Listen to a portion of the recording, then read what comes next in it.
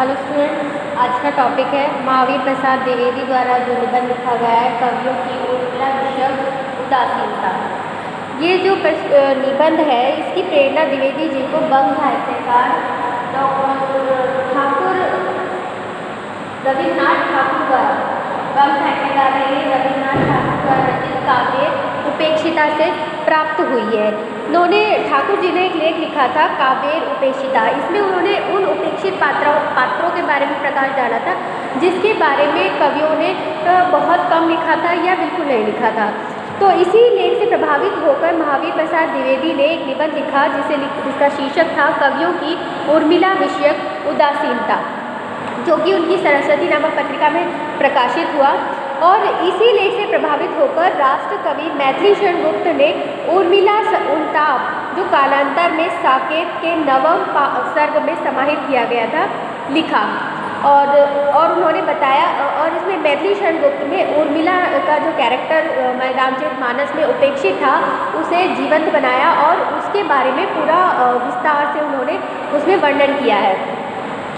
अब इसमें देख लेते हैं कि महावीर प्रसाद द्विवेदी जी ने जो कवियों की उर्मिला विषयक उदासीनता है उसे कैसे विस्तृत रूप से लिखा है। उन्होंने सबसे पहले जो अपने विचार प्रकट किए हैं उर्मिला के प्रति कि जो कवि है, जितने भी कवि हैं जिन्होंने उर्मिला, जो कि रामचरितमानस का एक पात्र है, उसके संबंध में जितने भी कवि थे उनको एक एक करके उन्होंने बताया कि इन सभी ने उर्मिला के कैरेक्टर को, उर्मिला नामक पात्र के साथ अन्याय किया। तो सबसे पहले हम एक एक करके लेते हैं वाल्मीकि रामायण और उर्मिला। वाल्मीकि, अब जानते हैं कि रामायण जो है सबसे पहले वाल्मीकि जी ने लिखी थी संस्कृत भाषा में, उसके बाद ही ये अलग अलग भाषाओं में कवियों ने इसे लिखा है। तो सबसे पहले वाल्मीकि जी के बारे में महावीर प्रसाद द्विवेदी जी लिखते हैं कि महर्षि वाल्मीकि को एक कठोर हृदय उन्होंने स्वीकार किया द्विवेदी जी ने, और कहा कि उन्होंने उनका जो हृदय था वो कोच पक्षी की पीड़ा को देखकर तो करुणा में हो गया, लेकिन उन्होंने उर्मिला के प्रति सहानुभूति के रूप में अपने एक भी पंक्ति रामायण में प्रदर्शित नहीं की। और उन्होंने कहा कि उर्मिला के प्रति उनकी उदासीनता, और ये उदासीनता जो है ये उर्मिला का भाग्य है, क्योंकि जब इतने बड़े जो कवि हैं उन्होंने उर्मिला के बारे में, उर्मिला के हृदय की सुध दे ली, तो किसी और से क्या अपेक्षा की जा सकती है। इसके बाद उन्होंने रामचरितमानस, जो भी तुलसीदास जी द्वारा रचित है, उनके बारे में बताया कि उन्होंने भी उर्मिला के पात्र के प्रति न्याय नहीं किया। उन्होंने लिखा कि गोस्वामी तुलसीदास ने भी उर्मिला की उपेक्षा की और उनका मानना है कि ये तुलसी का अन्याय है। मतलब द्विवेदी जी मानते हैं कि वाल्मीकि ने तो जो आदि कवि वाल्मीकि ने जो उर्मिला के साथ अन्याय किया तो किया ही, लेकिन उन्हीं का अनुसरण करते हुए रामचरितमानस में तुलसीदास जी ने भी उर्मिला के साथ अन्याय किया है।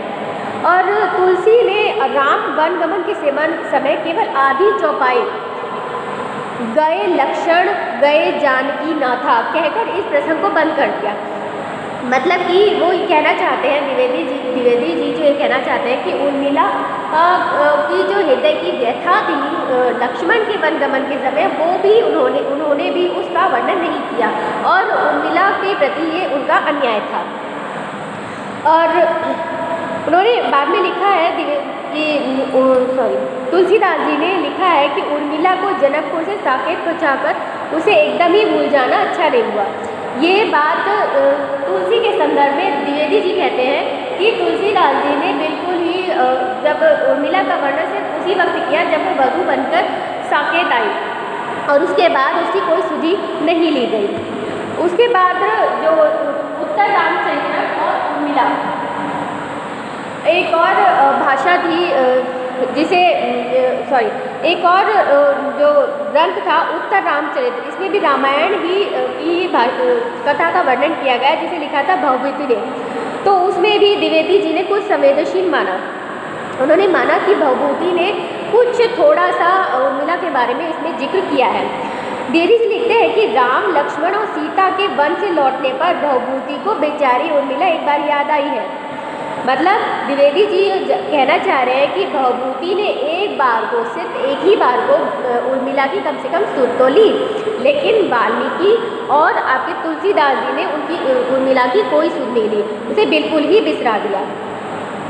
और लेकिन भवभूति ने चूँकि एक बार इस उर्मिला का जिक्र ज़रूर किया है, लेकिन इस पर भी द्विवेदी जी संतुष्ट नहीं है।